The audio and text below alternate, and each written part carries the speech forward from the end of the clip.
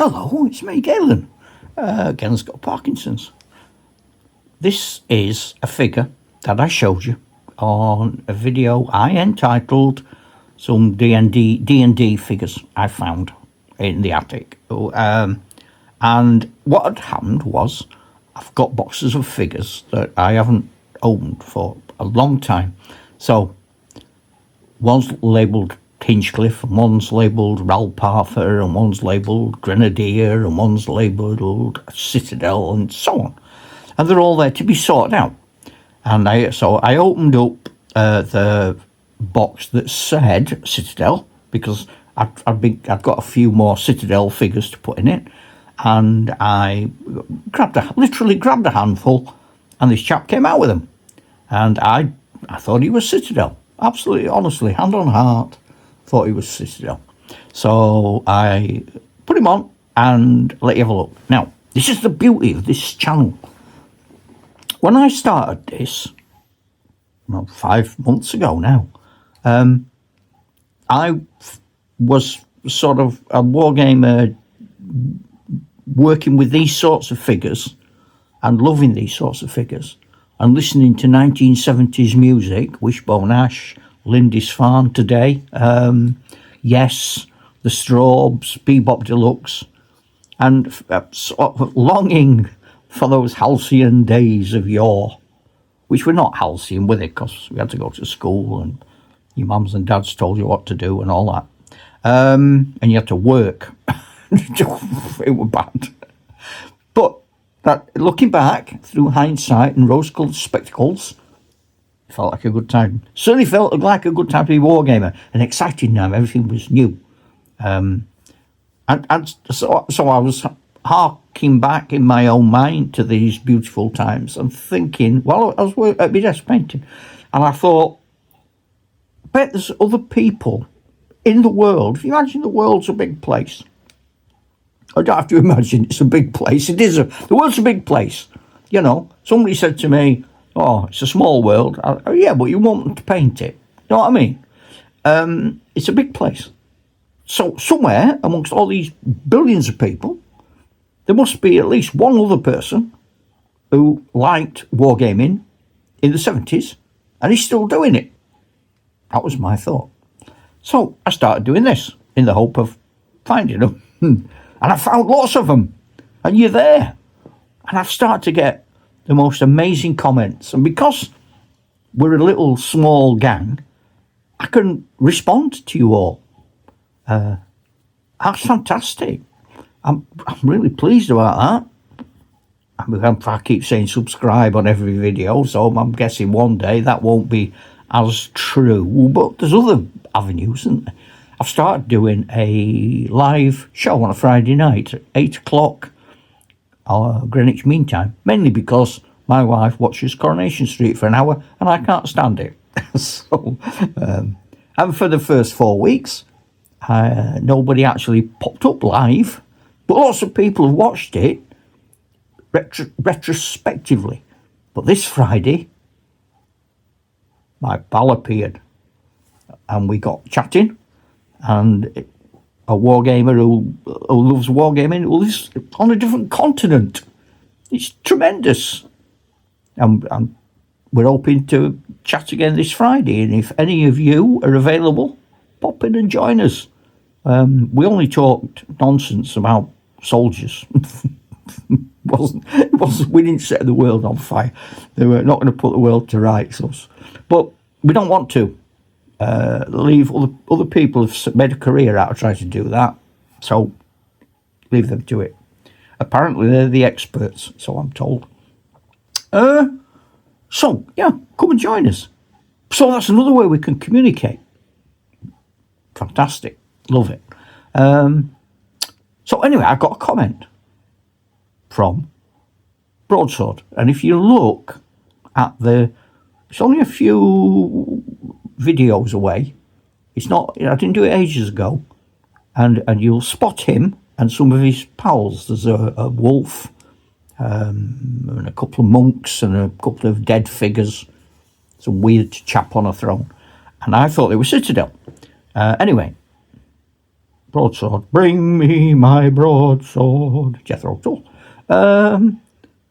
tells me not only are they Hinchcliffe, make a note, I should write it on the screen, but he's got a license to start making them again.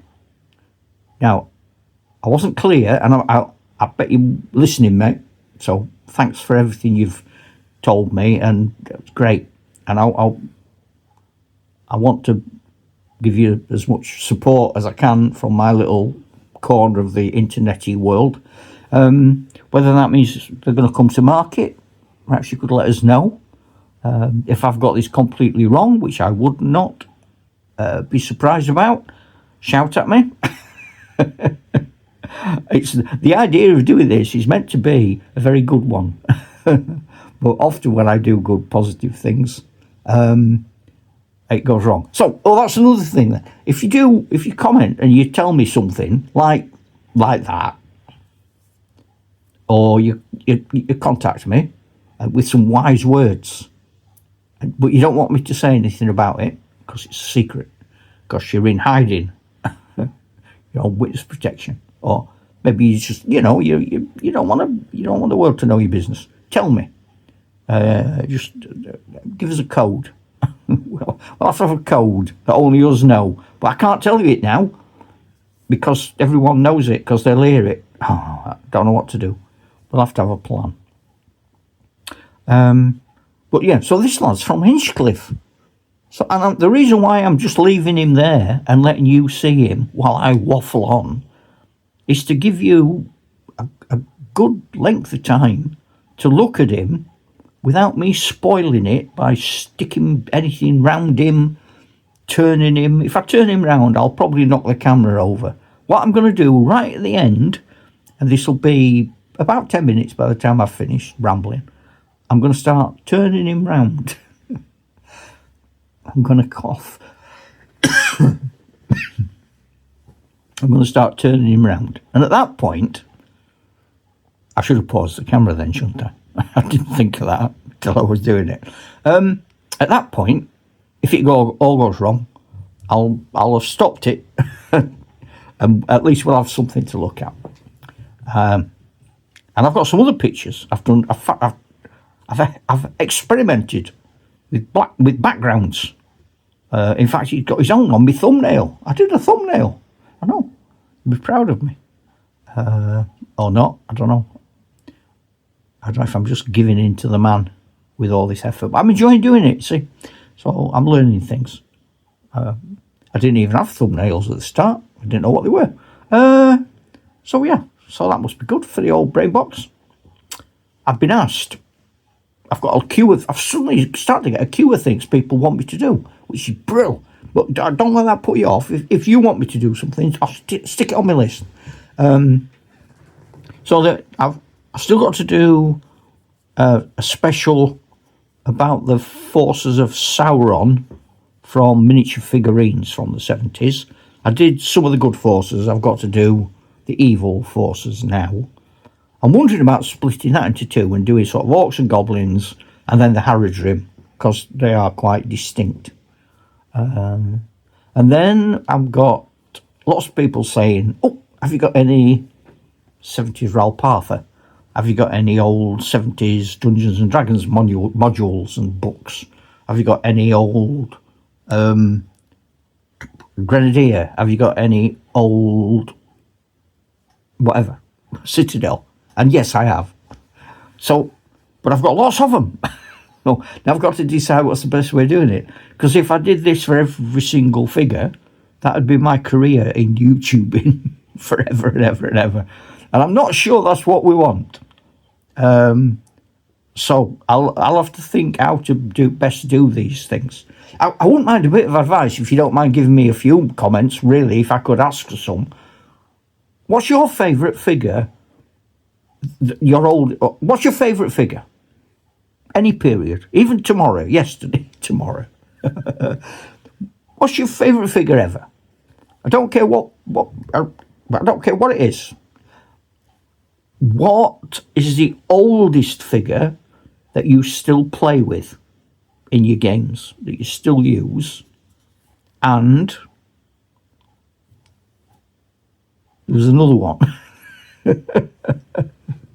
Oh, my brain's died. It's a shame when you get old, people laugh at you. Yeah, so the sort of thing, oh yeah, I know. Right, I've got it. It's come back to me. It's come back to me.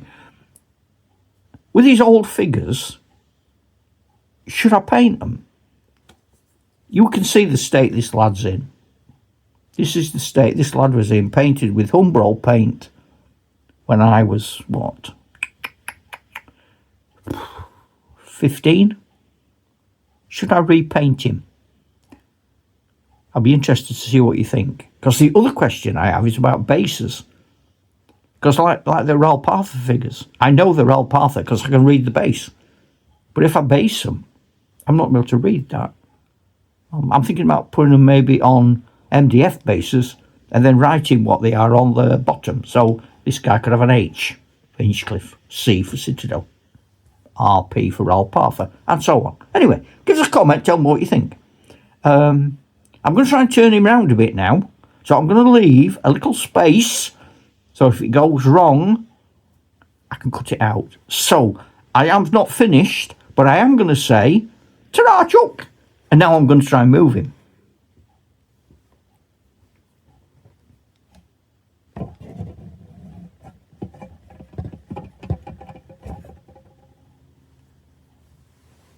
Let's have a look at that for a few minutes. I mean, what you could do, first of all, ignore the fact that I said 10 minutes, because it's past that. What you could do, if I'm annoying you, just turn the sound off and put your favourite music on. You put the soundtrack from Lord of the Rings or Game of Thrones or something. Or take the image, like screenshot it and then play with it with A&I. Oh man, I'm probably showing my age. With AI, and you can put it in and you can change. You can put them in places. I've made my minifigs goblins out in the snow, and one says to the other, "Oh, I want to go home. I'm right cold." It's rubbish. I'll put it on something one day.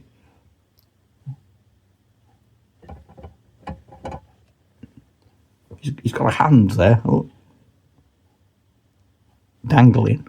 He's obviously lopped it off for a snack. His mum's give it him when he went out. She said, "Oh, go through 'em." "What, mum?" "Don't forget your tea." "Oh, do I have to?" "Yeah." And then he looked at it and he went, "Oh no, it's all right. That's handy." That's handy. Final turn if I can manage it.